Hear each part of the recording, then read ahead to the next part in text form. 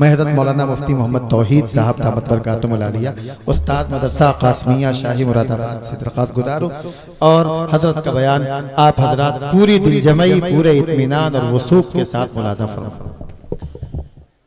अल्हम्दुलिल्लाह अल्हम्दुलिल्लाहि व कफ़ा व सलामुन अला इबादिहिल्लज़ीना इस्तफ़ा व उसल्ली व उसल्लिमु अला नबियिनल मुस्तफ़ा व अला आलिहि व सहबिहि नुजूमिल हुदा व क़ादतित तुक़ा। अम्मा बाद फ़अऊज़ु बिल्लाहि मिनश शैतानिर रजीम बिस्मिल्लाहिर रहमानिर रहीम। वअदल्लाहुल्लज़ीना आमनू मिनकुम व अमिलुस्सालिहात लयस्तख़लिफ़न्नहुम फ़िल अर्ज़ कमा इस्तख़लफ़ल्लज़ीना मिन क़ब्लिहिम वलयुमक्किनन्न लहुम दीनहुमुल्लज़ी इर्तज़ा वलयुबद्दिलन्नहुम मिन बादि ख़ौफ़िहिम अमना यअबुदूननी ला युश्रिकून बी शैआ। सदक़ल्लाहु मौलानल अज़ीम व क़ालन नबिय्यु सल्लल्लाहु अलैहि वसल्लम मन अकल तय्यिबन व अमिल बिस्सुन्नह व अमिनन नासु बवाइक़हु दख़लल जन्नह औ कमा क़ाल सल्लल्लाहु अलैहि वसल्लम। आशना अपनी हकीकत से होए दहक़ां ज़रा, दाना तू खेती भी तू बारा भी तू हासिल भी तू। आह किसकी जुस्तुजू आवारा रखती है तुझे, राह तू रहरो भी तू रहबर भी तू मंजिल भी तू। कांपता है दिल तेरा अंदेशे तूफ़ान से क्या, ना खुदा तू बहर तू कश्ती भी तू साहिल भी तू। वाए नाकामी की तू मोहताज साक़ी हो गया, मैं भी तू मीना भी तू साक़ी भी तू महफिल भी तू। बेखबर तू जौहरे आईने अय्याम है, बेखबर तू जौहरे आईने अय्याम है। तू ज़माने में खुदा का आखिरी पैगाम है। दरूद शरीफ पढ़ लें।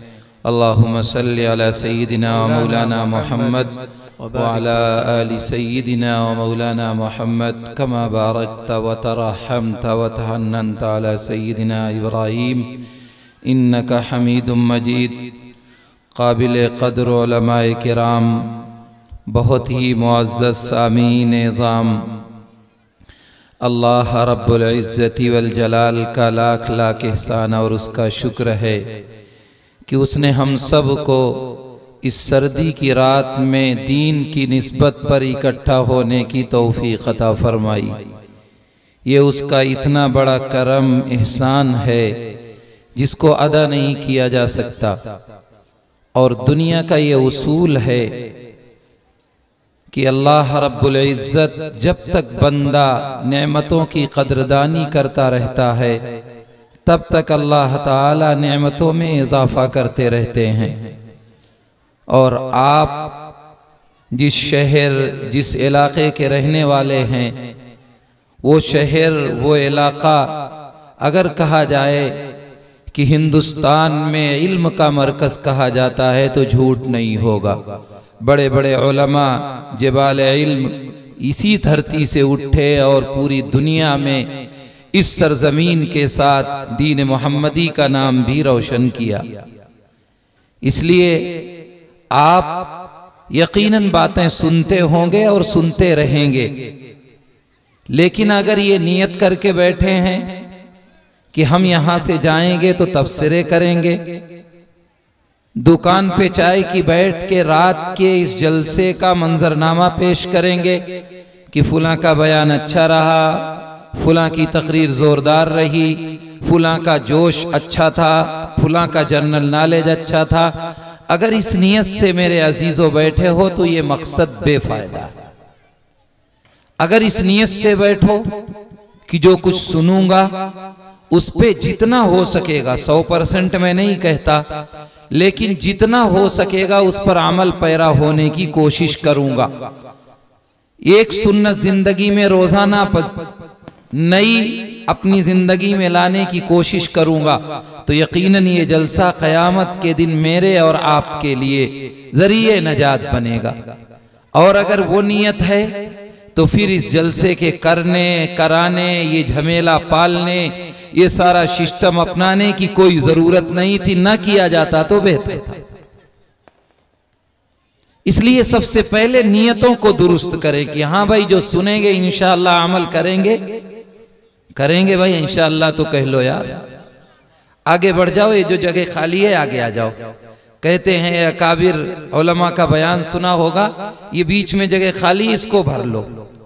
वो जो लोग बैठे हैं, अगर आप हम लोगों की बात इतनी भी नहीं सुनते हैं तो फिर क्या उम्मीद की जाए अगली बातें जो कही जाएंगी उसको भी आप मानेंगे।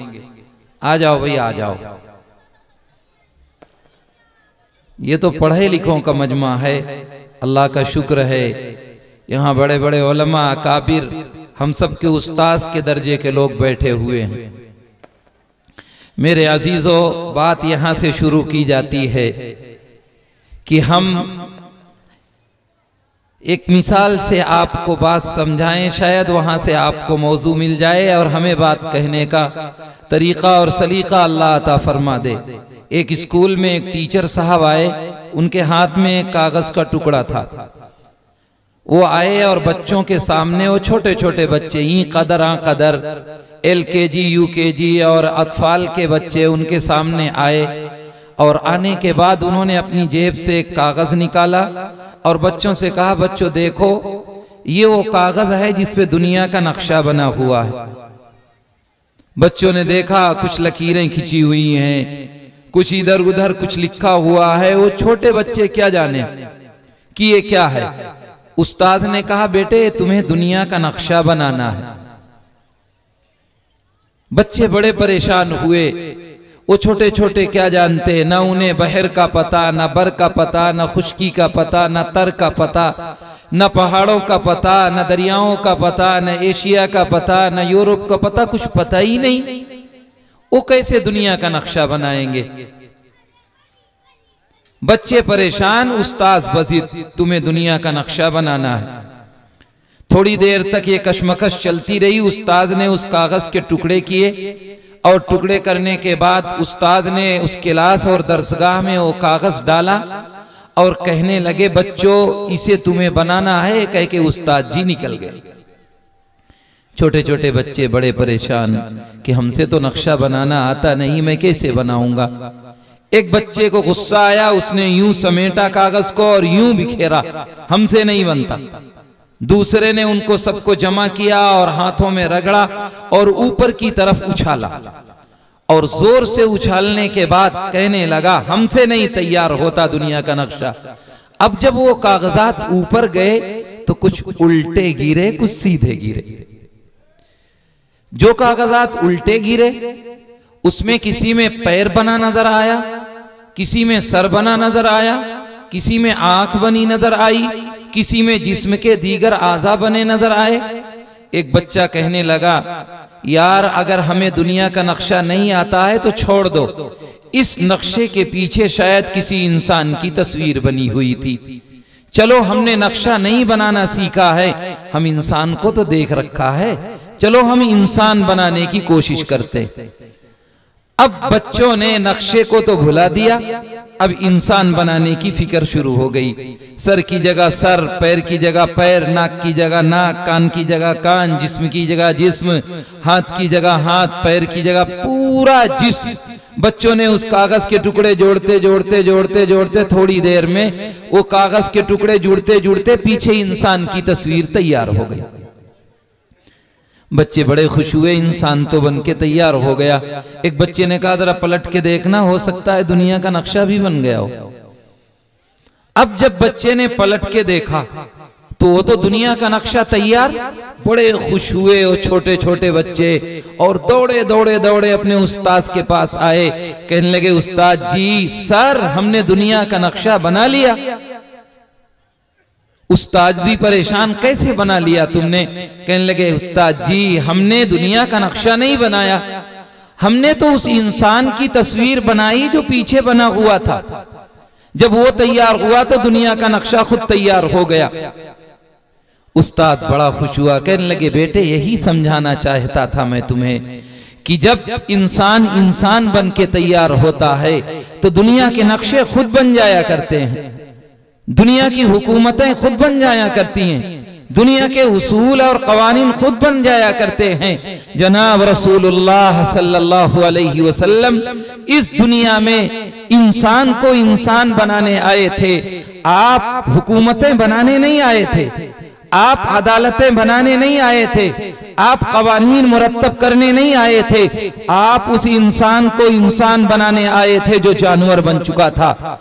उस समाज में तशरीफ लाए जहां इंसानियत का जनाजा निकल चुका था, जहां हालात नागुफ्ताबे थे, जहां जिना आम था, जहां सूद आम था, जहां बुराइयां आम थी, जहां डाकाजनी आम थी, जहां कौन सी वो बुराई थी जो समाज में नहीं पाई जाती थी।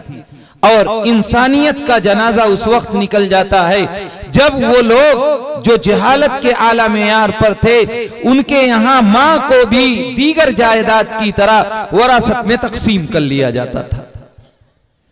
उस गंदे माहौल में जिसमें दुनिया में कहीं हुकूमतें कायम थीं और बड़ी बड़ी सुपर पावर ताकतें थीं, रोमन अंपायर था, पर्शियन अंपायर था, लेकिन उस खित्ते में जिसमें सरकार मदीना जनाब रसूलुल्लाह सल्लल्लाहु अलैहि वसल्लम तशरीफ लाए किसी की हुकूमत नहीं थी। वो हिजाज का इलाका, अगर ये कहा जाए कि उस इलाके में दुनिया की हुकूमतें एक तरफ इंसानों पर हुकूमत की जाती है, जानवरों पर नहीं, वो इलाका वो था जो दुनिया का सबसे बदतर इलाका कहलाता था। उस अल्लाह के घर में 360 बुत रखे हुए थे जो अल्लाह की तरफ से बनाया गया सबसे पहला इबादत का घर था। ऐसे माहौल में तशरीफ लाए, 40 साल बड़ी मुकद्दस जिंदगी गुजारी, किसी को उंगली रखने की गुंजाइश नहीं है। आप उस गंदे माहौल में भी लोगों की जबान पर सादिक और अमीन का लक़ब आने लगा। बहुत से मसाइल जमाने जाहिलियत में नबूवत मिलने से पहले आपने हल और सोल कराया। वो जिंदगी बड़ी मुकद्दस गुजार करके जब आप 40 साल पूरे हुए और आप उस गारे हिरा में जहां इबादत के लिए तशरीफ ले जाते थे, आप हस्बे साबिक गए, उम्र पूरी हुई, वो बारे नबूवत, वो अल्लाह की तरफ से अमानत जो अल्लाह की तरफ से आपको मिलना था, जिब्रील अमीन हाजिर हुए और आने के बाद आपने सीने से लगाया, जरा जोर से दबाया और फरमाया इक़रा पढ़िए। आपने फरमाया मा अना बिक़ारिन, मैं तो पढ़ा हुआ नहीं हूं। दोबारा सीने से लगाया, जरा जोर से दबाया, फिर वही जुमला इक़रा पढ़िए। आपने फरमाया मा अना बिक़ारिन, मैं तो पढ़ा हुआ नहीं हूं। तीसरी मर्तबा जोर से दबाया और इतनी जोर से दबाया, रिवायत में आता है कि अल्लाह के नबी फरमाते हैं कि मेरी महसूस हो रहा था पसलियां एक दूसरे में घुस जाएंगी, और सीने से जोर से लगा के आपने फरमाया इक़रा बिस्मि रब्बिकल्लज़ी खलक़, खलक़ल इंसान मिन अलक़, इक़रा व रब्बुकल अकरम अल्लज़ी अल्लम बिल क़लम, अल्लमल इंसान मा लम यअलम। ये वो दस्तूर खुदावंदी की 5 आयतें हैं जो अल्लाह रब्बुल इज़्ज़ति वल जलाल ने जिब्रील अमीन के वास्ते से जनाब रसूलुल्लाह सल्लल्लाहु अलैहि वसल्लम के क़ल्बे अतहर पर उतारी गई। आज से आप समाज के लिए भी मोहम्मद से मोहम्मदुर रसूलुल्लाह सल्लल्लाहु अलैहि वसल्लम बन गए। कुछ दिन खुफिया तबलीग होती रही, अल्लाह की तरफ से हुक्म आया ऐलान करिए और कुल्लम कुल्ला तबलीग करिए। लोगों को जमा किया, छोटी सी तकरीर की सरकार ने और फरमाया ऐ लोगों, अगर मैं तुमसे कह दूं इस पहाड़ के पीछे बहुत बड़ी फौज है, तुम पर हमला करने वाली है, तो क्या करोगे? सबने बैक जबान होके कहा आप सच्चे थे और सच्चे हैं, आप कहते थे तो हम उसके लिए तैयारी करेंगे, तदबीर अपनाएंगे, असलहे जमा करेंगे, उनके खिलाफ बरसरे पैकार होंगे। आपने देखा माहौल अच्छा है, लोग बात सुनने के लिए तैयार हैं। आपने फरमाया या अय्युहन्नास क़ूलू ला इलाहा इल्लल्लाह तुफ़्लिहू, ऐ लोगो ला इलाहा इल्लल्लाह कह लो कामयाब हो जाओगे। आपका ये कहना था कि वो जो अपने थे वो पराये बन गए, दोस्तों ने दुश्मनी अपना ली, रिश्तेदारों ने रिश्तेदारियां तोड़ ली, ताल्लुकदारों ने किनारा कशी इख्तियार कर ली। मजलिस में सबसे पहले मुखालफत में अगर कोई शख्स खड़ा होता है तो सगा चचा है, खड़े होके कहता है तब्बन लका या मोहम्मद अली हादा जमातना, तेरा नास हो मोहम्मद, नऊज़ु बिल्लाहि मिन ज़ालिक, तेरा नास हो मोहम्मद इसीलिए जमा किया था और कोई मकसद नहीं था तेरा। लेकिन आपने पीछे मुड़ के नहीं देखा, आपने ये नहीं कहा कि मुझे कौम क्या कह रही है, मेरा समाज क्या कह रहा है, मेरा मुआशरा किस चीज के पीछे पड़ा हुआ है। आप अपने मिशन में, अपनी तबलीग में, पैगाम खुदावंदी में लगे रहे और देखते ही देखते रुख चेंज हो गया। आपने देखा वो जो जानी थे, वो जो कातिल थे, वो जो लुटेरे थे, वो जो दूसरों की इस्मतों की नीलामी किया करते थे, वो जो डाका जनी किया करते थे, वो अल्लाह के नबी से जुड़े और ऐसे जुड़े कि खुद अल्लाह के नबी की जबान से निकला, अस्हाबी कन्नुजुम बिअय्यिहिम इक्तदैतुम इक्तदैतुम, मेरे सहाबा सितारों के मानिंद हैं, इनमें से जिसके पीछे चलोगे रास्ता पा जाओगे। कौन से वो लोग थे? वही जानी थे, वही कातिल थे, वही लुटेरे थे। लेकिन ये इस्लाम आया, ये दीन आया, ये कुरान आया, ये नबी करीम अलैहिस्सलातु वस्सलाम के पाकीज़ा सीरत और सूरत आई, उनके रुख को चेंज कर दिया। आज वही सीरत, वही सूरत, वही कुरान, वही अहादीस मेरे सामने मौजूद है। उलमा बार बार कहते रहते हैं, लेकिन मेरा समाज वो समाज है जो इस कान से बातें सुनता है, इस कान से निकाल देता है, दामन झाड़ के जाता है, तू जाने और तेरा काम जाने। मुझे जिस रास्ते पर मैं चल रहा था उसी पर चलूंगा, 1% भी आगे पीछे होने की कोशिश नहीं करूंगा। इसी में इज्जत मेरे मिल रही है, मिलती रहेगी, मैं इसी पे तरक्की करता रहूंगा। ये कभी नहीं सोचता कि पूरी दुनिया के हालात नागुफ्ताबे होते जा रहे हैं, हालात बिगड़ते जा रहे हैं सिर्फ और सिर्फ मेरे और आपके करतूत की वजह से। और कोई बात नहीं है, दुनिया की हुकूमतें अल्लाह के कब्जे में हैं, वो दुनिया की हुकूमतें बदलना चाहे तो पलकों और मिनटों में बदल देता है। लेकिन हम हैं कि अपने आप को बदलने की फिक्र नहीं करते। ज़हरल फसादु फिल बर्रि वल बहरि बिमा कसबत अयदिन नास, ऐ लोगों कान खोल करके सुन लो, दुनिया में कोई फसाद रूनुमा होता है, कोई आफत आती है, कोई बला आती है, कोई मुसीबत आती है तो अपने करतूत का नतीजा है, इसके अलावा कुछ भी नहीं है।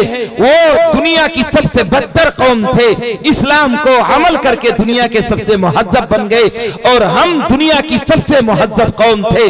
दुनिया मुझे सलाम किया करती थी, मेरे साथ चला करती थी, मेरी तहजीब को अपनाना अपने लिए फख्र महसूस करती थी। लेकिन आज वो दिन आ गया है, अगर मैं कह दूं इन उलमा की मौजूदगी में तो आपको बुरा शायद लगे कि आज दुनिया का सबसे बदतर कोई मजहब है तो सबसे ज्यादा एतराज वाला कोई मजहब है तो इस्लाम है, और दुनिया की सबसे बदतर कोई कौम है तो अपने करतूत, अपने अखलाक, अपने किरदार और अपने रवैये की वजह से सबसे बदतर कौम मुसलमान बनता जा रहा है।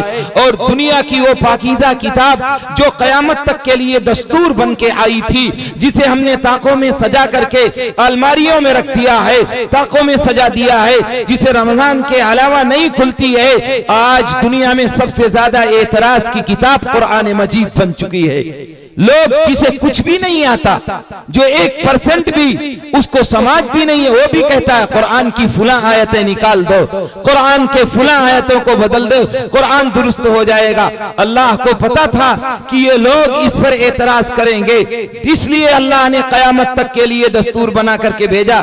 मेरे अजीजों, अगर मैं आगे कहूं कि नबी करीम अलैहिस्सलातु वस्सलाम की जात कितनी पाकीज़ा, कितनी मुकद्दस, कितना काबिल एहतराम, अगर मैं कह दूं अफजलियत, अबतरियत, बरतरियत, अशरफियत, औलवियत में दुनिया में अगर कोई शख्सियत हो सकती है तो नबी करीम अलैहिस्सलातु वस्सलाम की जात है। न पहले कोई इतना बरतर पैदा हुआ है, न पहले कोई इतना अफजल पैदा हुआ है, न पैदा होगा। वो कलम तोड़ दिया गया, वो फरमा हटा दिया गया, वो सांचा खत्म कर दिया गया जिसमें सरकार को ढाला गया था, वो खत्म हो गया। लेकिन उसकी बरतरीयत, अफजलियत, बरतरीयत के बावजूद सबसे ज्यादा कोई नबी को कुछ कह रहा है, कोई नबी की शान में गुस्ताखी कर रहा है, कोई हालात को समझौता करने के बजाय हम मुसलमानों को देख करके मेरी नबी की जात में, शान में तौहीन करने से भी नहीं चूकता। जिसे एक लफ्ज नहीं आता वो भी नबी की शान में गुस्ताखी कर रहा है। अगर मैं कहूं ये गुस्ताखियां, ये इस्लाम के साथ तौहीन आमेज कलिमात अगर हैं तो सिर्फ इसलिए हैं कि मुसलमान ने कोताही करनी शुरू कर दी, मुसलमान ने शान में गुस्ताखी करनी शुरू कर दी। आज अगर कोई अल्लाह के नबी की शान में गुस्ताखी करे तो हर आदमी लेकर के निकल जाता है, एहतजाज करता है, झंडे लगाता है, नारे लगाता है। और ये होना भी चाहिए कि अल्लाह के नबी की शान में कोई गुस्ताखी करे तो जमीन फटे, उसको धंसा दिया जाए। लेकिन जरा अपने दिल पे हाथ रख के जरा बताइए, ऐ मेरे अजीजों मुसलमानों, क्या आप मेरे घर में अल्लाह के नबी की शान की गुस्ताखी हो तो मुझे गुस्सा नहीं आता? मेरे बच्चे गुस्ताखी करें तो नहीं गुस्सा आता, मेरा बेटा गुस्ताखी करे तो नहीं आता, मेरा बाप गुस्ताखी करे तो कभी भी एहतजाज नहीं होता। कभी ये नहीं होता कि मेरे गांव में नबी करीम अलैहिस्सलातु वस्सलाम की शान में गुस्ताखी सीरत से, सूरत से, किरदार से, अखलाक से मेरा मुसलमान खुसूसन नौजवान कर रहा है, कभी भी एहतजाज नहीं होता। बाप एक मर्तबा भी नहीं कहता कि बेटे तू नबी की शान में गुस्ताखी करता है, तू मस्जिद क्यों नहीं आता, तू समाज में क्यों नहीं आता, तू हालात क्यों नहीं सुधारता, तू सुबह मस्जिद क्यों नहीं जाता, तेरे चेहरे पर नबी की सुन्नत क्यों नहीं है, तेरे हालात दुरुस्त क्यों नहीं हो रहे हैं, तू अल्लाह के नबी के सामने क्या मुंह दिखाएगा? आज औलाद के लिए वालिदैन फिक्रमंद नहीं है, लेकिन कयामत के दिन ये औलाद खड़ी हो जाएगी और कहेगी, ऐ मेरे रब, यही है मेरे आबा व अजदाद फ़अज़ल्लूना सबीला, जिन्होंने हमें रास्ते से गुमराह कर दिया, इन्होंने भटका दिया, ये पैसे की मशीन बनाने के लिए मुझे पाला करते थे, ये मेरे साथ आज से जोड़ने के लिए, मस्जिद का रास्ता दिखाने के लिए, मकतब से जोड़ने के लिए, अल्लाह के नबी के अखलाक से जुड़ने के लिए नहीं। मुझे इन्होंने कभी नहीं बताया कि अल्लाह के नबी के अखलाक ये हैं, मुझे इन्होंने कभी नहीं बताया कि अल्लाह के नबी के वालिद का नाम ये था, वालदा का नाम ये था, मेरे रिश्तेदारों का नाम ये था, चचा का नाम ये था, ग़ज़वे बद्र में इतने लोग शरीक हुए, ग़ज़वे उहद में इतने लोग शरीक हुए, अशरे मुबश्शरा कौन है, मेरे बाप ने, मेरी माँ ने कभी ये नहीं बताया। अगर ये नहीं बताया आपने और आपकी औलाद बड़ी हो गई और बड़ी होने के बाद हालात नागुफ्ताबे हो गए, वो खुदरा दरख्त की तरह बड़ी हो गई और उसको जो आइडियल आइडियल बना लिया, जो सूरत बनी वो सूरत बना लिया, जो उसवा मिला वो उसवा अपना लिया, उसने किसी मुनाफिकत को अपना ली, उसने किसी मुनाफिक को अपना लिया, उसने किसी हीरो या एक्टर के तरीके को अपना लिया और अपनाने के बाद वो बड़ा होकर के उसी को आइडियल मानता है, उसी को शरीयत मानता है, उसी के रास्ते और ढर्रे पर चलता है, उसी की सूरत अपनाता है, उसी का लिबास अपनाता है, उसी के तरीके को अपनाता है। और हालात ये हैं कि मेरा हर नौजवान आप देख लीजिए, उसका आइडियल कोई और है, उसका मुआशरा कोई और है, उसकी तहजीब कोई और है। अल्लाह के नबी ने फरमाया था, ऐ लोगो अल्लिमू औलादकुम अला सलासी खिसाल, ऐ लोगो अपनी औलाद को तुम 3 बातों की खसलत सिखाया करो, 3 आदतें सिखाया करो। हुब्बी नबीकुम सल्लल्लाहु अलैहि वसल्लम, अपनी औलाद को अल्लाह के नबी की मोहब्बत डालो, इनका बीज दिल में जो तैयार हो वो नबी की मोहब्बत वाला तैयार हो। अगर इनके दिल में बचपन में मोहब्बत अल्लाह के नबी की डाल दी गई तो ये शरीयत की खिलाफ वर्जी कभी नहीं कर सकते, ये शरीयत के खिलाफ कभी नहीं चल सकते। इनका आइडियल जब नबी की जात होगी तो ये सूरत और सीरत में मुनाफिकीन की और अंजारों की, गुनहगारों की शक्ल नहीं अपनाएंगे। लेकिन मेरे घर वालों ने मेरी तहजीब, मेरा कल्चर वो बनाया ही नहीं है। इसलिए हमें जरूरत है इस बात को कि हुब्बी नबीकुम सल्लल्लाहु अलैहि वसल्लम, इनके दिल में अल्लाह के नबी की मोहब्बत डालो। अगर इनके दिल में अल्लाह के नबी की मोहब्बत आ गई तो ऐ लोगों फिर इनको कोई परेशानी कभी नहीं होगी। इनको दुनिया की कोई भी तालीम दे दो, इन्हें किसी भी मनसब पर पहुंचा दो, बड़े से बड़े ओहदे दुनिया के दिला दो, लेकिन इनके दिल में ईमान रासिख हो चुका होगा, इनके दिल में अल्लाह के नबी की मोहब्बत आ चुकी होगी। होगी, इनके दिल में इस्लाम की मोहब्बत जागुजी हो चुकी होगी। अब इन्हें जरूरत नहीं है, अब इनके दिल पे इस्लाम लिखा जा चुका है, शरीयत लिखी जा चुकी है, अल्लाह के नबी की मोहब्बत लिखी जा चुकी है। अब ये दुनिया के किसी कोने में चले जाएं, आपको तरबियत करने की अब जरूरत नहीं है। वो हुब्बी अहली बैत और ऐसे साथ साथ अल्लाह के नबी के खानदान की मोहब्बत उनके दिलों में डालो। अगर खानदान नबूवत की मोहब्बत उनके दिल में पड़ गई, सहाबा की मोहब्बत आ गई, उनकी अज़मत आ गई, उनका एहतराम आ गया, उनके साथ रिश्ता जुड़ गया, उनसे ताल्लुक जुड़ गया, उनकी तारीख हमें मालूम हो गई, तो फिर मेरी औलाद दूसरी तरफ रास्ता और तारीख देखने की जरूरत नहीं पड़ेगी। लेकिन आप घर में जाइए, जरा बच्चों को बिठा के कभी पूछिए कि अल्लाह के नबी के खानदान के कुछ नाम इन्हें याद हैं कि नहीं। मेरी बच्चियों से पूछिए इन्हें कुछ नाम याद हैं कि नहीं, तब पता चलेगा कि मेरी औलाद को कितना सीरत और सूरत से अपनाइयत है, कितना अल्लाह के नबी की जात से मोहब्बत है। मैं मुरादाबाद रहता हूँ, अभी एक स्कूल खुला इंग्लिश मीडियम इस्लामी माहौल में।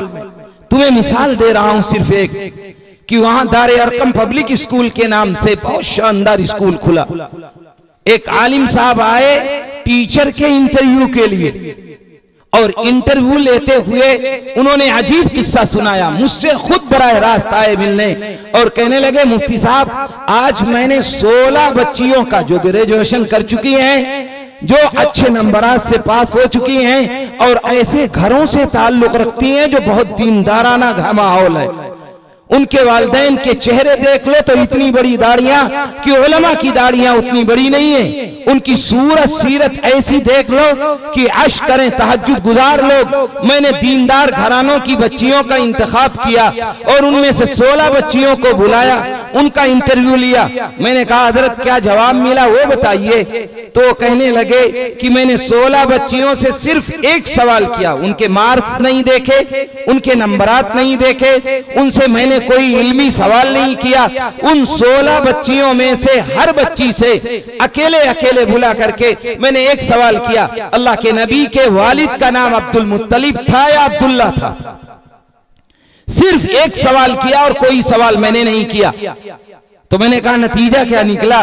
तो कहने लगे 16 बच्चियों में से वो बालिग थी, ग्रेजुएशन कर चुकी थी, 20 साल 22 साल 25 साल की थी, बुरखे में आई थी, उनकी शक्लें नहीं देखी उन्होंने।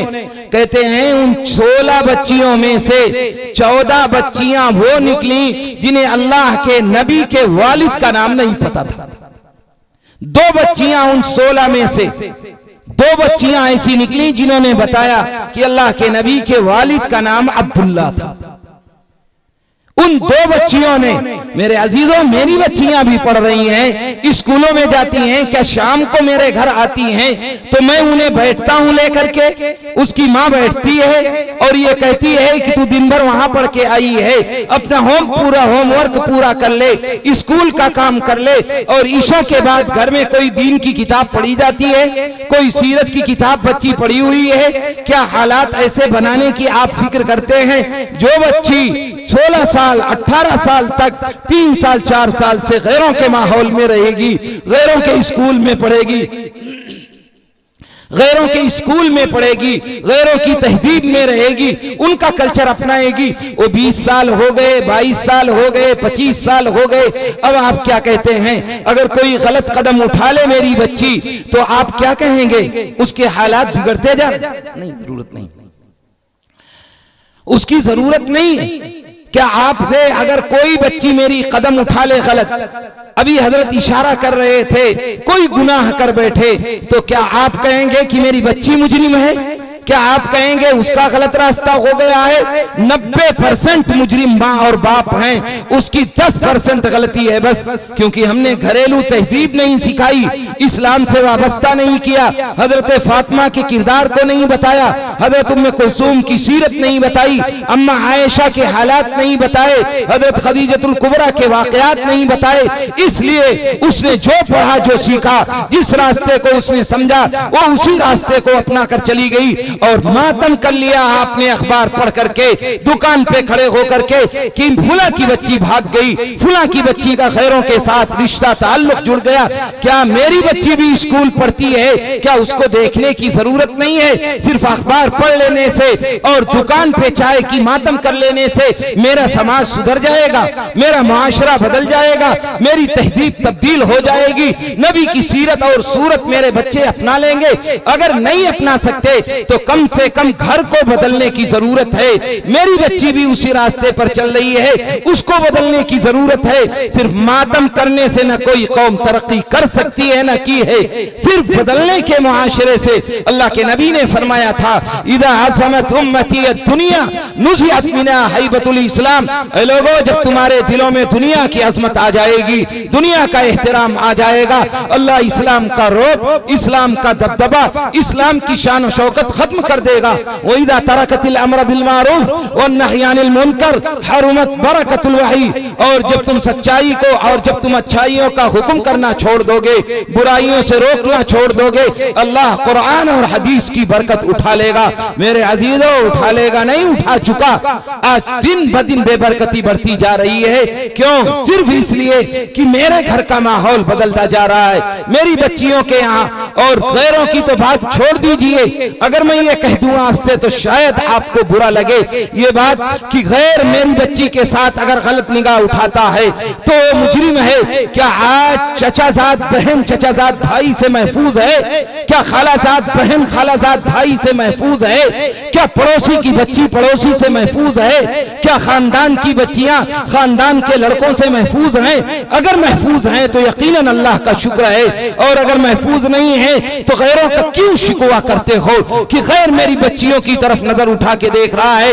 ये नौजवान कल मशाम से एक औरत चला करती थी, बेपर्दा हुआ करती थी, मदीने पहुंच जाया करती थी। कोई एक मर्द जिनकी जवानी पे रश्क आया करता था, वो एक मर्द भी उठा के निगाह नहीं देखा करते थे। आज जिस घर में जवान बेटी हो, बाप की नींदें उड़ चुकी हैं। हालात यहाँ तक पहुंच चुके हैं कि जब तक उसका रिश्ता देख करके, उसकी शादी ना करके, उसे रुखसत ना कर दे, बाप की रातों की नींद उड़ चुकी है। उसको नींद नहीं आती है कि जवान बेटी घर में पल रही है। ये किस लिए? इसलिए कि चचाजाद से महफूज नहीं है, खालाजाद से महफूज नहीं है, पड़ोसी से महफूज नहीं। कल तक हम अपनी माँ बहनों की नहीं, गैरों की माँ बहनों की हिफाजत किया करते थे। आज मेरी माँ बहनें अपने से महफूज नहीं है। आज मेरा नौजवान जो कौम की रीढ़ की हड्डी की हैसियत रखता है, जिसके हालात ये हैं कि कौम का नौजवान सुधर जाए तो अगली नस्लें कामयाबी पर दलील हुआ करती हैं, लेकिन मेरे नौजवान का हाल ये है कि उसे 1% भी न शरीयत से वास्ता है, न नबी के ताल्लुक से वास्ता है, न अपनी सूरत से वास्ता है, न सीरत से वास्ता है। और घर वाले एक मर्तबा भी उसे कभी न डांटते हैं, न कहते हैं ट्यूशन न जाए तो डांटते हैं, होमवर्क न करे तो डांटते हैं। मेरा नौजवान बहू बेटियां घर में, बाहर नौजवान बेटे और नौजवान माशरा, वो मस्जिद न जाए तो एक मर्तबा नहीं कहते कि तेरे ऊपर भी नमाज फर्ज हो चुकी है। गाली देना गुनाह समझता है, ज़िना करना गुनाह समझता है, दूसरों का हक मार लेना गुनाह समझता है। यकीनन ये गुनाह कबीरा है। इसी तरह नमाज छोड़ना भी गुनाह कबीरा है। क्या इसकी जरूरत नहीं है कि नमाज की तरफ भी उन्हें मुतवज्जे किया जाए?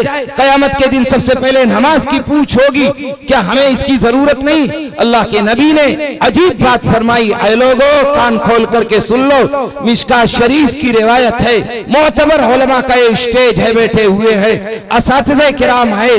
अगर मैं कहूँ अल्लाह के नबी का इरशाद है, हदीस कुदसी है, अल्लाह के नबी फरमाते हैं कि अल्लाह कहता है, ऐ लोगों, मैं अहकमुल हाकिमीन हूँ, मैं बादशाहों का बादशाह हूँ, बादशाहों के दिल मेरे कब्जे कुदरत में है। अगर तुम अच्छाइयाँ करते रहोगे, अगर तुम बुराइयों से रोकते रहोगे, अगर तुम समाज में इस्लाम का फरोग करते रहोगे, अगर नबी की सीरत और सूरत को अपनाने रहोगे, तो मैं दुनिया के बादशाहों को नर्म कर दूंगा, उनके दिलों को मोम कर दूंगा।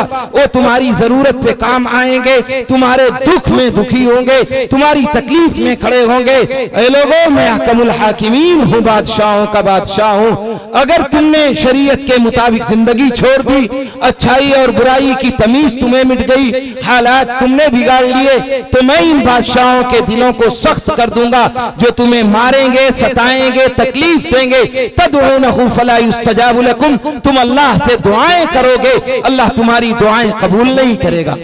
क्या वो दिन नहीं आ गया है? तहज्जुद पढ़ के उलमा के हाथ उठ रहे हैं, बुजुर्ग रो रहे हैं, लेकिन कहीं सुनाई नहीं दे रहा है। दिन ब दिन हालात तंग किए जा रहे हैं, इस मुल्क में जीना दूभर किया जा रहा है। क्या कभी इसके गौर करने की जरूरत नहीं है कि कहीं ये मस्जिदों में फिर दोबारा ताले न लग जाएं? ये मस्जिदें ताला बंद हो गया था, लॉकडाउन का जमाना अभी कितना दिन हुआ? क्या जो लोग नमाजी नहीं थे नमाजी बन गए? क्या जिनके चेहरों पे दाढ़ियां नहीं थी दाढ़ी वाले हो गए? क्या जिन घरों में नमाजी नौजवान नमाज नहीं पढ़ता था मस्जिद जाने लगा? क्या वो बुराइयां जो मेरे समाज में, चाहे वो इस्लाम से हो, चाहे वो समाज की हो, चाहे शादी ब्याह का मौका हो, चाहे तकरीब का हो, चाहे खुशी का हो, चाहे गमी का हो, तमाम बुराइयों को ले लीजिए। क्या वो बुराइयां जो पहले पाई जाती थी वो सब मुआशरे से खत्म हो गई? अगर वो नहीं खत्म हुई है तो क्या अल्लाह का इंतजार कर रहे हो कि अल्लाह दोबारा मस्जिदों में ताले लगवा दे तब बदलूंगा? क्या बार बार तौबा की तौफीक दे अल्लाह, जब दरवाजे बंद हो चुके होंगे, जब इन घरों से बहन बेटियों की इज्जतों की नीलामी निकाल करके की जाएगी, जब हालात नागुफ्ता बे हो जाएंगे, जब मेरे ऊपर तलवार लटक चुकी होगी, जब ये जमहूरियत खत्म हो चुकी होगी, जब मेरे यहाँ हर मामला खत्म हो चुका होगा, तब अल्लाह से तौबा करोगे? ऐ अल्लाह, अब मस्जिदों में जाया करूंगा, अब कुरान पढ़ूंगा, अब तिलावत करूंगा, अब शरीयत के मुताबिक चला करूंगा, अब हालात को अपने मुआफिक करूंगा। क्या तुमने दुनिया की तारीख नहीं पढ़ी है? बर्मा के हालात अभी गुजरे हैं। सन 80 के जमाने में यही उलमा चीख चीख के कहा करते थे, ऐ लोगों, इस मुल्क में जमहूरियत है, अपनी हिफाजत करो, अपनी औलाद की हिफाजत करो, दीन की हिफाजत करो, शरीयत के मुताबिक चलो। तो यही बर्मा वाले इस कान से सुना करते थे, इस कान से निकाल देते थे। और फिर 85 और 90 और 100 की दहाई में वो वाक़यात बर्मा में हुए हैं, अगर आपके सामने बयान किए जाएं तो शायद कोई ऐसा माई का लाल हो जिसकी आंखों में आंसू ना आए।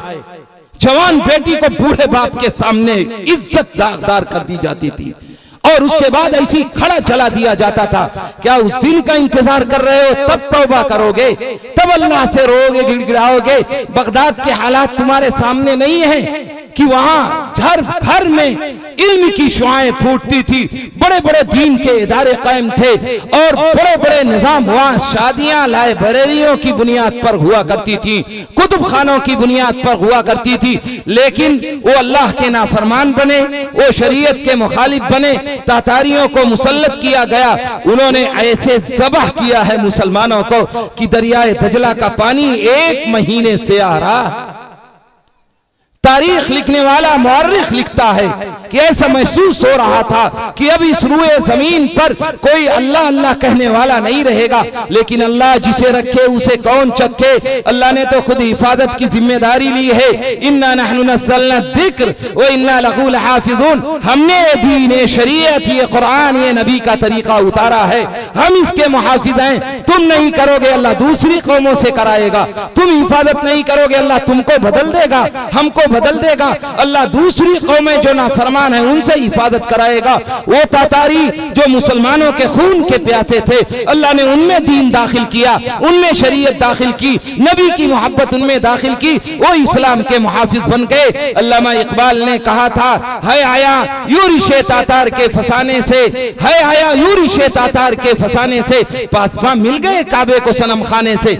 मेरा और तेरा अल्लाह मोहताज है, मेरे और तेरे करतूत का मोहताज नहीं है। उसने तो ऐलान किया है, वो इन ततवल्लौ यस्तब्दिल कौमन गैरकुम सुम्मा ला यकूनु अमसालकुम। ऐ लोगों, अपनी रविश बदलो, अपने तरीके बदलो, अपनी तहजीब बदलो, अपना कल्चर बदलो, अपना समाज बदलो, अपना घर बदलो, अपना बाहर बदलो, अपने हालात दुरुस्त करने की कोशिश करो, वरना वो दिन दूर नहीं है, मैं तुम सबको बदल दूंगा। ऐसी कौम पैदा करूंगा जो मेरी और आपकी तरह नाफरमान नहीं है। मैं नहीं कह रहा हूं, कुरान कह रहा है। कुरान कल भी सच्चा था और आज भी सच्चा है, ना कल झूठ बोलता था ना आज झूठ बोलता है। दूसरी जगह अल्लाह के नबी ने फरमाया, इज़ा ज़हबा सिद्क़ व रुफ़िअतिल अमाना वस्तुख़िफ़ फ़िस्सलाह व ज़हरल लिवाततु वज़्ज़िना व तशब्बहर रिजालु बिन्निसा फ़लियंतज़िरू अमरल्लाहि या इबादल्लाह। जब सच्चाई का जनाजा निकल जाए, जब अमानत में खयानत होने लगे, जब मस्जिदों में ढील दी जाने लगे, जब ज़िना और लिवातत आम हो जाए, जब लोग एक दूसरे के दुश्मन बन जाएं, फलियंतज़िरू अमरल्लाहि या इबादल्लाह। ऐ लोगों, अल्लाह के आदाब का इंतजार करना। क्या सच्चाई का जनाजा नहीं निकल गया है? अमानत में खयानत नहीं हो रही है? मस्जिदों में ढील नहीं दे जा रही है? जिना और लिवातत आम नहीं है? आप गौर कर लीजिए, आंखों का जिना, कानों का जिना, हाथ का जिना, पैर का जिना, और जिसे मौका मिल जाए वो हकीकी जिना से भी बाज नहीं आता। उसे न शरीयत सूझती है, न दीन सूझता है, न कभी ये डर होता है कि अल्लाह के सामने हिसाब देना होगा। आज जरूरत है मुसलमानों अपने अंदर तब्दीली लाने की। अल्लाह के नबी ने फरमाया था, कैफ बिकुम इदा फसख फितियानुकुम व तगा निसाउकुम, ऐ लोगों तुम्हारा क्या हाल होगा जब तुम्हारे नौजवान सरकश हो जाएंगे, तुम्हारी औरतें बेराहरा हो जाएंगी। कालू या रसूल अल्लाह इन ज़ालिका लकाइनुन, ऐ अल्लाह के रसूल ऐसा भी होगा? अल्लाह के नबी ने फरमाया, नाम अशद, इससे ज्यादा सख्त हालात आएंगे।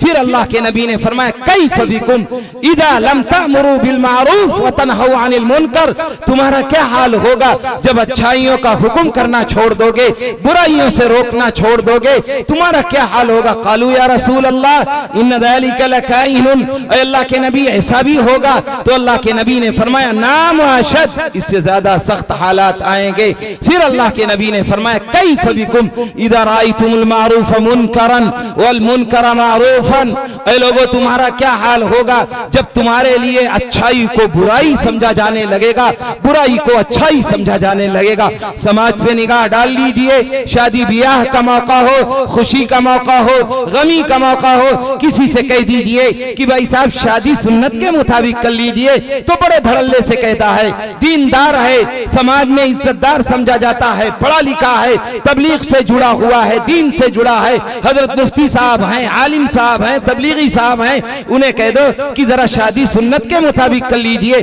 तो कहते हैं जो दीनदार हैं घर वाले नहीं मानते, अब बच्चे जवान हो गए हैं नहीं मानते, अब मेरी नहीं चलती, औरतों की कौन सुने, अगर नहीं करूंगा तो समाज को मुंह क्या दिखाऊंगा, ये कह के अपने दिल को तसल्ली करता है। तुफ है और लानत है उस कौम पर जो अल्लाह अल्लाह के नबी को नाराज करके, अल्लाह अल्लाह के रसूल की नाराजगी मोल लेकर के समाज को खुश करने में लगी हुई है, मुआशरे को खुश करने में लगी हुई है, तहजीब और कल्चर बदल करके पूरी दुनिया को खुश करने में लगी हुई है। जिसको खुश करना था उसको खुश करने की जरूरत उसे महसूस नहीं होती। हजरत हुज़ैफतुल यमान रज़ी अल्लाह तआला अन्हु किस्रा के दरबार में सुपर पावर के यहाँ है, दस्तरखान लगा, खाना खाने बैठे, एक लुकमा गिर गया, उठा के खाने लगे, सुन्नत है गिर जाए तो साफ करके खा लो, खाने लगे, बगल वाले ने कोनी मारी, अरे ये क्या करता है, ये तो सुपर पावर का दरबार है, यहाँ गिरा हुआ लुकमा खाना तौहीन है। तो आपने उसकी तरफ देखा और फरमाया, अतरुकु सुन्नत हबीबी लिहाउलाइल हुमका, क्या मैं अपने महबूब जनाब रसूलुल्लाह सल्लल्लाहु अलैहि वसल्लम की सुन्नत को इन बेवकूफों की वजह से छोड़ दूं, इन बेवकूफों की वजह से छोड़ दूं सरकार की सुन्नत? और मैं तो धड़ल्ले से सुन्नत को छोड़ने के लिए आमादा हूं। मेरी अपनी बेटी की शादी हो जाए, सुन्नत के मुताबिक नहीं करोगे, तेरी बेटी सुकून से रहेगी, सुन्नत के मुताबिक में घर में शादियां नहीं होगी, बहू आएगी तो सुकून से तुम्हें रहने देगी, तुम जहेज लेकर के शादियां करोगे, जब बिक करके अपनी औलाद को बेच करके, अपनी औलाद को दाम लगा करके और सौदेबाजी करके शादियां करोगे, तो क्या वो बहू आएगी तो सास की और ससुर की खिदमत करेगी? वो तो दाम लगा करके तेरे बेटी की आई है, वो तो मालिकन बन के आई है, वो तेरा काम नहीं, तू उसका नौकर होगा। ये सभी समझ में नहीं आता मेरे और आपके दिमाग में, कभी ये तसव्वुर नहीं गूंजता कि मैंने सौदेबाजी की है या सुन्नत को जिंदा किया है, मैंने निकाह किया है या कारोबार किया है। कभी इसमें फर्क करना भी सीखो। अगर इतने ही मांगने के शौकीन हो तो मस्जिद के सामने रुमाल बिछा के बैठ जाया करो कि ये लोगों में दुनिया का सबसे बड़ा फकीर हूं, चाहे मेरे पास 2-4 लाख रुपए हो, तुम लोग मेरी मदद करो 1-1 रुपए से। मैंने उसके यहाँ जिसके यहाँ बच्ची ने जन्म ले लिया है, मैं उसको मजबूर करता हूं कि तू मुझे इतना दे, क्योंकि मेरा बेटा पढ़ा लिखा है, मेरा बेटा MBBS डॉक्टर है, इंजीनियर है, फुला डिग्री उसने हासिल की है। अब दाम लगते हैं शादियों में, क्यों? इसलिए ताकि 2 रुपए हमको आ जाए। मन तज़व्वज इमराअतन लिमालिहा लम यज़िदहुल्लाहु इल्ला फ़क़रा, बकरा। नबी का इरशाद है, कोई शादी माल की नियत से अगर किसी से करेगा, अल्लाह उसे फकीर ही बनाकर छोड़ेगा, वो कभी मालदार नहीं हो सकता। और फरमाने नबवी सच है, सच है, सच है, कभी गलत नहीं हो सकता। इसलिए मेरे अजीजों, अपने अंदर तब्दीली लाओ। रूस के हालात तुम्हारे सामने थे। 100 साल कम्युनिस्टों की हुकूमत रही है, 1-2 दिन नहीं, 100 साल कम्युनिस्टों की हुकूमत रही है। और उस 100 साल में अगर किसी ने कुरान पढ़ना तो दूर की बात है, कुरान देखने की तमन्ना की है तो सजा दी गई है कि नस्लें कुरान देखने से तौबा कर लेती हैं। कौन सा इलाका है जानते हो? इमाम बुखारी पैदा हुए, बुखारी शरीफ लिखी गई। तिरमिजी शरीफ, तिरमिज वही शहर मौजूद है, इमाम तिरमिजी पैदा हुए, तिरमिजी शरीफ लिखी गई। अल्लामा मिर्गिनानी जैसा मोतबर इंसान पैदा हुआ जिसने हिदाया जैसी मोतबर किताब लिखी और मसाइल की दुनिया में एक अजीब नमूना पेश किया मसाइल का। वो शख्स वही मिर्गिनान में पैदा होता है। लेकिन इमाम बुखारी का पैदा होना, इमाम तिरमिजी का पैदा होना, अल्लामा मिर्गिनानी का पैदा होना काम नहीं आया। जब इन कौम ने नाफरमानी शुरू कर दी, इन 2% उलमा और हुफ्फाज, 1.5% और 1% अगर बहुत मेहनत कर ले, 98% कौम बर्बादी के दहाने पर खड़ी हुई हो और हर वक्त बुराई में लगी हुई हो, इन 1.5% के अमल करने से तरक्की तुम्हारी हो जाएगी, तुम कामयाब हो जाओगे। कामयाबी का बैलेंस 50-50 पर हुआ करता है। कम से कम 50% तो दुरुस्त होने की कोशिश करो। अगर 50 भी नहीं होते तो तुम क्या समझते हो? हजरत कर रहे हैं, आलिम साहब अमल कर रहे हैं, वो मस्जिद में जा रहे हैं, वो दीन पढ़ा रहे हैं, हम अपनी औलाद में से 1%, 1.5% मदारिस में भेज करके ये समझते हैं जन्नत का ठेका मेरे नाम हो चुका। इतनी आसान मिल चुकी है जन्नत। बदलो, आखिर कब बदलोगे? अपने अंदर कब तब्दीली लाओगे?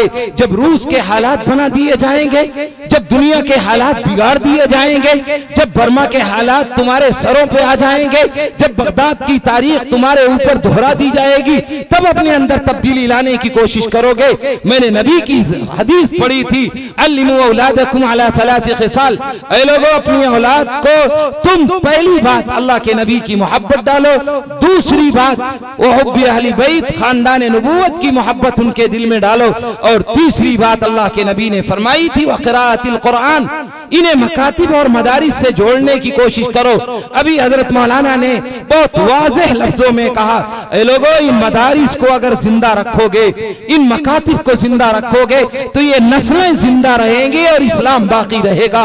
और अगर तुमने इस्लाम की पासदारी के लिए ये मकातिब और मदारिस का कयाम नहीं किया, इनका कदम नहीं उठाया और अपने आप को आपने समझा कि मैं शरीयत के मुताबिक चल रहा हूँ, मुझे किसी चीज की जरूरत नहीं है, तो ये नस्लें तहरिया होगी, जनाजा पढ़ाने वाला नहीं मिलेगा, घरों में औलाद हरामी पैदा होगी, बगैर निकाह के तुम्हारे यहाँ शादियां हुआ करेंगी। ये उलमा कब तक तुम्हारे लिए मेहनत करते रहेंगे?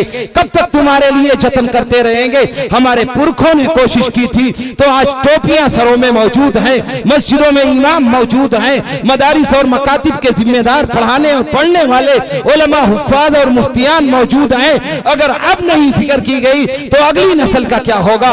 उनके हालात क्या होंगे? उनके अंदर तब्दीली कैसे पैदा करोगे? इसलिए अपने आप को बदलिए। कुरान ऐलान करता है, वमन आरदान जिक्री फइन्न लहू मईशतन ज़नका। ऐ लोगों, जो शख्स मेरे कुरान से एराज करेगा, मेरी शरीयत से एराज करेगा, मेरे नबी के तरीके से एराज करेगा, मैं उसकी जिंदगी तंग कर दूंगा। वनहशुरुहु यौमल क़ियामति आमा। दुनिया में तो तंगी आ ही जाएगी, दुनिया के हालात तो बदतर हो ही रहे हैं। अल्लाह कहता है क़यामत के दिन भी उठाऊंगा तो तुम्हें अंधा उठाऊंगा। दुनिया तो तबाह बर्बाद हो ही रही है, आखिरत भी तबाह बर्बाद हो जाएगी। क्या कहोगे? ऐ अल्लाह, मौका नहीं मिला पढ़ने का, ऐ अल्लाह कुरान सीखने का मौका नहीं मिला, ऐ अल्लाह शरीयत को जानने का मौका नहीं मिला। और अजीब आजकल तुर्रा है, हर आदमी सोचता है, किसी से कह दो कि ऐ भाई साहब कुरान पढ़ लीजिए, अब बूढ़े हो रहे हैं, शरीयत सीख लीजिए, आलिम साहब से जुड़ जाइए, कुरान सीख लीजिए, तो बड़े धड़ल्ले से इंसान कहता है अब तो बूढ़ा हो गया, अब तो कब्र में जाने का वक्त आ गया, अब तो शर्म आती है कुरान पढ़ते हुए, अब तो शर्म आती है कुरान की सूरतें सीखते हुए, उनका तलफ्फुज दुरुस्त करते हुए। तुझे नई दुकान बनाते हुए बुढ़ापे में शर्म नहीं आती? हमें नई जमीन खरीदते हुए बुढ़ापे में शर्म नहीं आती? हमें नया कारोबार शुरू करते हुए बुढ़ापे में शर्म नहीं आती? हमें नई फैक्ट्री बनाते हुए बुढ़ापे में शर्म नहीं आती? जो कल तक कयामत के दिन मुसीबत का सामान बनेगा। और अजीब शैतान बहकाता है, कुरान पढ़ते हुए शर्म आती है। जो दुनिया में रह करके आखिरत की कामयाबी और कामरानी का जामिन बन रहा है, वो कुरान जो बुढ़ापे में पढ़ोगे तो कब्र में रोशनी देगा, नामे अमाल दाएं हाथ में देगा, पुल सिरात पर गुजरना आसान करेगा, हमारी दुनियावी जिंदगी भी सुरखरू करेगा, उखरवी जिंदगी भी सुरखरू करेगा। उसको पढ़ते हुए मुझे शर्म आती है जो कब्र में अंधेरा करे, जो सांप बिच्छू का इंतजाम करे, जो पुल सिरात पर गुजरना मुश्किल बनाए, जो नामे अमाल को बाएं हाथ में दिलाए, उसको मेरे लिए फख्र की चीज दुनिया में कहा जाती है और करने के लिए जतन किए जाते हैं। मेरे अजीजों, बदलो आखिर अपने आप को, कब बदलने की फिक्र करोगे? कब शरीयत के मुताबिक आओगे? कब जिंदगियों में तब्दीली लाओगे? वमन यब्तगी गैरल इस्लामी दीना फलन युक़बल मिन, अगर इस्लाम के अलावा मजहब तलाश करोगे, इस्लाम के अलावा दीन तलाश करोगे, इस्लाम के अलावा अपनी जिंदगी गुजारोगे, फलन युक़बल मिन, अल्लाह के यहाँ काबिल कबूल नहीं। अल्लाह गुस्से में कहता है फमन शाअ फलियुमिन वमन शाअ फलियकफुर, जो चाहे नाफरमानी करे और जो चाहे फरमाबरदारी करे, जो चाहे मेरी माने, जो चाहे गैरों की माने। इन्ना अतदना लिज़्ज़ालिमीन नारा, हमने नाफरमानों के लिए, जालिमीन के लिए सख्त आग तैयार कर रखी है। मेरे और तेरे लिए भी यही है। अगर हम नाफरमान बनेंगे तो अल्लाह हमें भी पकड़ेगा, अगर हम नाफरमानी पे उतरेंगे तो अल्लाह हमें भी नाफरमानी के साथ वही रूल अपनाएगा जो गैरों और नाफरमानों के साथ अपनाता है। तब क्या कहोगे? कुफार और मुशरिकीन वाली जबान अपना करके, या लैतनी कुन्तु तुराबा, ऐ अल्लाह मैं काश मिट्टी होता, मैं दुनिया में पैदा ही ना होता, मैं यहाँ खड़ा ना किया जाता, मेरे हालात दुरुस्त होते, अल्लाह दोबारा भेज दीजिए, मैं जाऊंगा तो बड़ी फरमाबरदारी करूंगा, मैं जाऊंगा तो बड़ा नेक बन करके आऊंगा, जहाँ हिसाब किताब बंद हो चुका होगा। ये दारुल अमल है, वो दारुल जज़ा है। दुनिया दारुल अमल है, यहाँ जो कुछ करोगे जज़ा वहां मिलेगी। दुनिया दारुल जज़ा नहीं है, ये भूल जाओ कि यहाँ नेक काम करोगे तो यही सिला मिल जाएगा, यहाँ अच्छाइयाँ करोगे तो अल्लाह यही बदला दे देगा। नहीं, अगर ये दुनिया दारुल जज़ा होती तो अल्लाह अपने नबी के गले में फांसी का फंदा ढाल के न खिंचवाता, चादर का फंदा न लगवाया जाता, ऊंट की ओझड़ी न रखी जाती। अगर ये दुनिया दारुल अमल के बजाय दारुल जज़ा होती तो अल्लाह के नबी को कत्ल करने की प्लानिंग न की जाती। अगर ये दारुल अमल के बजाय दारुल जज़ा होती, अल्लाह अपने नबी को आरे से न चिरवाता, अल्लाह अपने नबी को भरे दरबार में ज़बह न करवाता। इससे पता चला कि वो मुकद्दस हस्तियां भी जुल्म सितम का शिकार होकर के चली गई और दुनिया दारुल अमल नहीं है, दारुल जज़ा है। वहां खड़े होगे तो दारुल जज़ा है, वहां अच्छाई और बुराई का सिला मिलेगा, वहां नामे अमाल दाएं हाथ में मिलेगा। वहां दुनिया के साथ अच्छाई अपनाओगे तो अपनी भी दुनिया के साथ अच्छाई बनेगी। मैंने अल्लाह के नबी की एक रिवायत पढ़ी थी, मौजू दूसरी तरफ चला गया, मुख्तसरन तशरीह करके अपनी बात खत्म करता हूं। अल्लाह के नबी ने फरमाया था, ए लोगों, मन अकला तय्यिबन, अपनी रोजी रोटी हलाल करो। नंबर 2, अमिल बिस्सुन्ना, सुन्नतों पर अमल पैरा हो जाओ। नंबर 3, व अमिनन नासु बवाइक़हु, ए लोगों आपस में दुश्मनियां, इख्तिलाफ, ना इत्तेफाकियां दूर कर लो, आपस में भाई भाई की तरह बैठने लगो, उठने लगो, रहने लगो। ये 3 काम कर लोगे, दखलल जन्नह, जन्नत में दाखिल हो जाओगे। दुनिया में कामयाबी के लिए पहली शर्त रोजी रोटी का हलाल होना। मन अकला तय्यिबन, ए लोगों अपनी रोजी रोटी हलाल करो।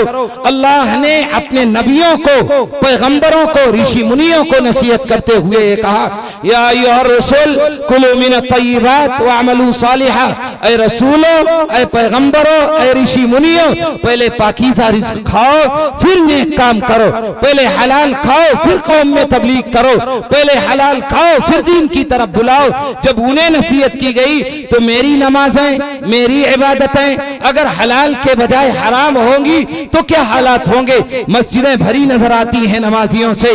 पहले जितने उलमा थे उससे कई गुना ज्यादा हैं। पहले जितने मदरसे थे उससे कई गुना ज्यादा हैं। पहले जितनी मस्जिदें थी उससे कई गुना ज्यादा हैं। लेकिन नमाज की खुसूसियत ये बताई गई थी कि ऐ लोगो, इन्ना सलात तन्हा अनिल फहशाई वल मुनकर, की नमाज बेहयाई और बुरी बातों से रोक देती है।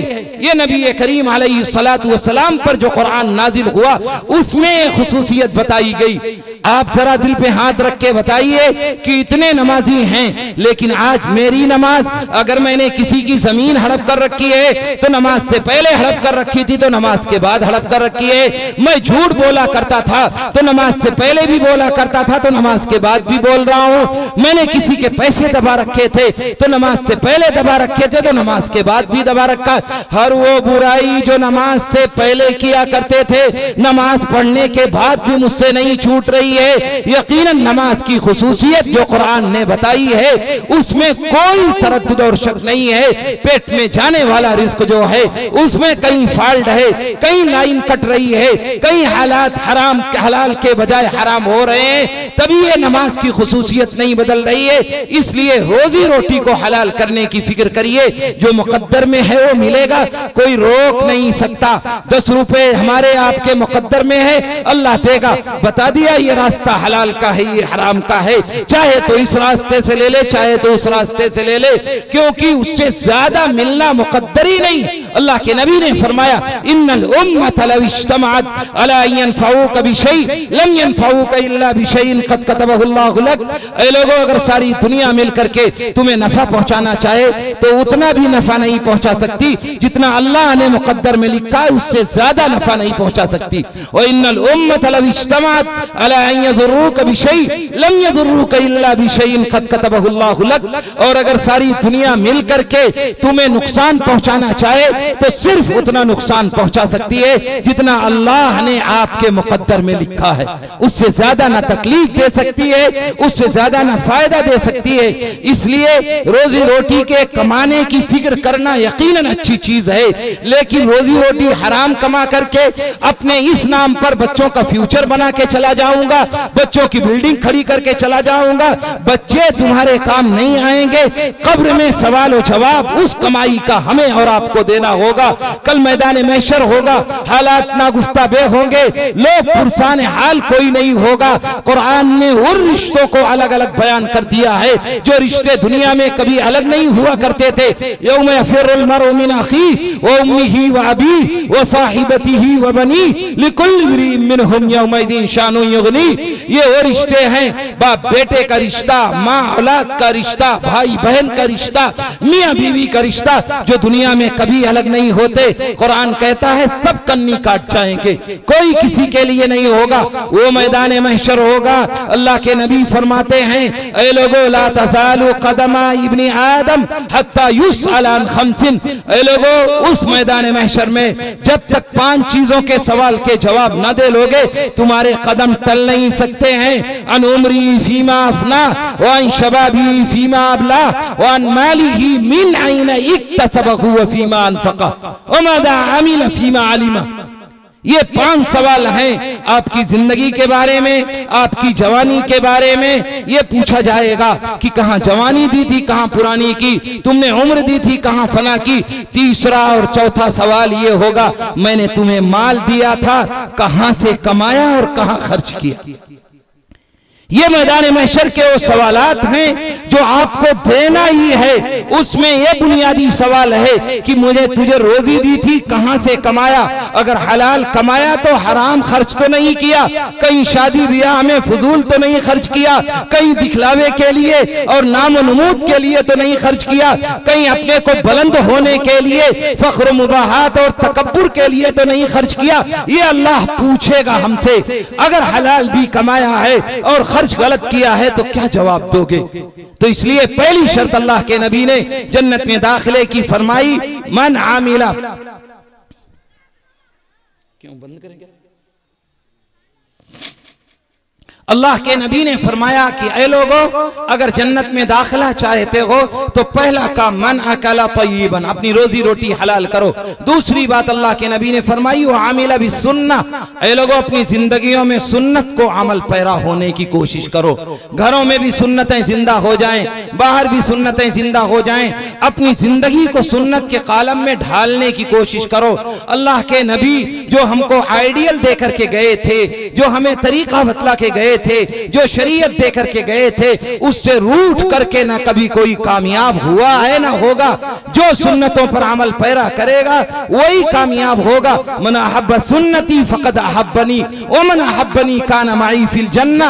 अल्लाह के नबी ने फरमाया जो शख्स मुझसे मोहब्बत करेगा, जो मेरी सुन्नतों से मोहब्बत करेगा, उसने मुझसे मोहब्बत की, और जो मुझसे मोहब्बत करेगा कल क़यामत के दिन मेरे साथ होगा।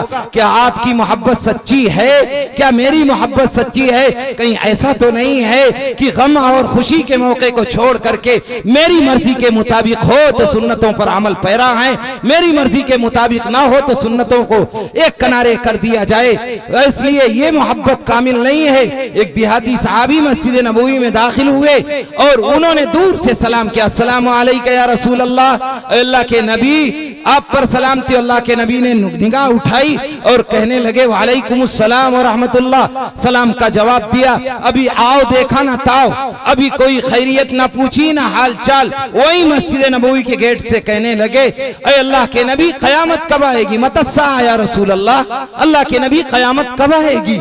तो अल्लाह के नबी ने देखा, मुस्कुराए, आपने फरमाया वही हक मादा अत्तलहा, अरे तेरा भला हो, कुछ कयामत की तैयारी भी करके आया है या यूं ही कयामत कयामत किए जा रहा? वो भोले भाले सहाबी देहाती कहने लगे अल्लाह के नबी कुछ नहीं तैयारी है कयामत की, कोई तैयारी नहीं है, कोई अमल मेरे पास नहीं है, लेकिन अल्लाह और अल्लाह के नबी से मोहब्बत करता हूं, यही मेरे पास पूंजी है, इसके अलावा कुछ नहीं।